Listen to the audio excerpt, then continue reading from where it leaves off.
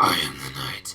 I am the Bargainman Hobo. Hey guys, welcome to another episode of Bargainman Reviews. I'm the Bargainman Hobo, and today is a very special day. My friend Clark's birthday. So, Clark, I heard you've been finding it kind of rough this year. I'm sorry to hear that you have. Hopefully this video makes it a little better. Well, Clark, hopefully this video will help you feel a little better this year. Because today, we're covering Batman Forever Arcade on the PlayStation.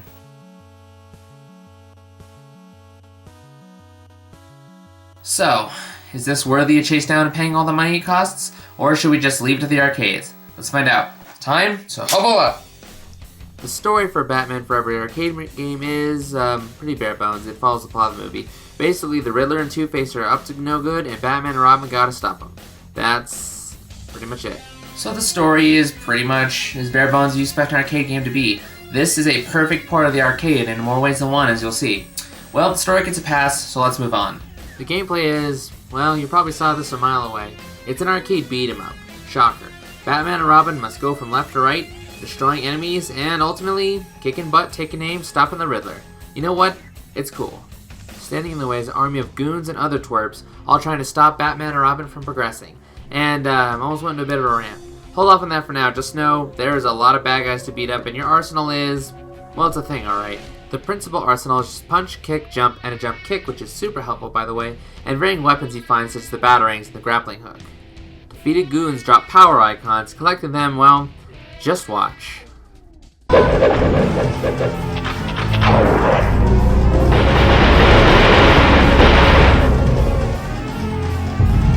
Yeah, Batman and Robin basically go Super Saiyan to nuke the screen.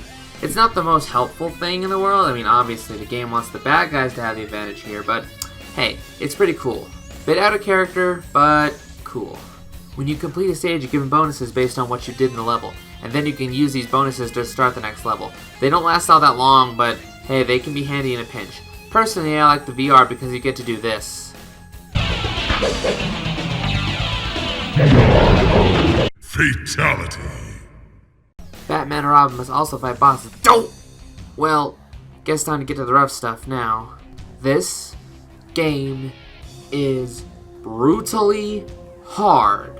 The bosses and even generic enemies can chip your entire health bar down really fast, and you can do basically nothing to stop it. Yeah, Batman and Robin are more or less sitting ducks unless they know how to handle the waves of enemies, which you probably won't the first time you play. One thing I forgot to mention was the good and evil power-ups as well as the yin-yang power-ups. These are a random chance thing that can either help you or hurt you. You'll be cursing the game's name when it screws you over, but you'll be glad when it helps you. One strategy that seemed to work the best, at least for me, was constantly spamming the jump kick. The jump kick is what got me through a good chunk of the game. Put it to you this way, playing as Batman, rarely ever using it. I only made about halfway through. Playing as Robin, using it nearly all the time, once I discovered it, that is. I really almost beat the game. I was this close. But even with that, well, good luck, because this game will destroy you. It's going to try and rob you of the quarters that you're not putting into your PlayStation. See? I wasn't joking. This is a perfect capture of the arcade game because good lord is it brutally difficult. I don't have any quarters put in trying to take them anyway.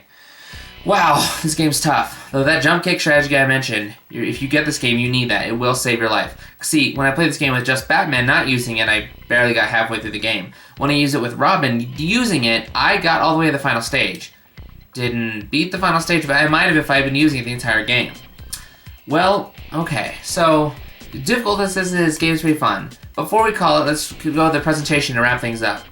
What more do I need to say here regarding presentation? I guess I could say a few more things. For one thing, the presentation is awesome. The digitized actors look cheesy as heck, but they work really well for the game. The sound effects really sell it, as does the music. These two together work great. And the sound effects with the punching and the swinging of the fists, oh man, that sounds really good. Still in my head right now as I talk about it. And the music, while sparse, is pretty good. The movie theme isn't quite on par with the movie, but hey, someone walking by the arcade machine may not be able to tell the two apart. I guess the last thing I'll say about it is this. If you grew up with this game in the arcades and you want it in your house, this is how you get it. It's basically the same. Sadly, this thing fetches some pretty high price tags since it's really rare. But if you do happen to find it for a reasonable price, snag it. Well, there you go. That's Batman Forever the arcade on the PlayStation. How's it stand? Let's find out. So how is it? You know, it's a lot of fun. Yeah, it's really difficult getting my butt kicked, but smiling and asking for more while it's happening. It's really fun. I had a good time playing it. How does it look? It looks and sounds exactly like the arcade. They nailed it in that regard. And though it does look kind of silly nowadays, it's very endearing, so yeah, I give that a pass. For as hard as this game is, it's a lot of fun, so Hobo approves. Well, there you go, Clark. I hope you enjoyed that. I'm sorry this year's been rough for you, but hopefully that made it a little better.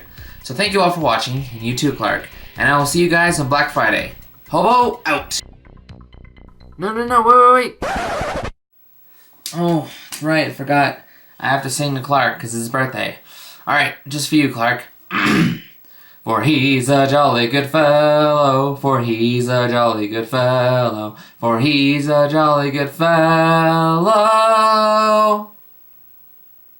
And that is the end. Goodbye.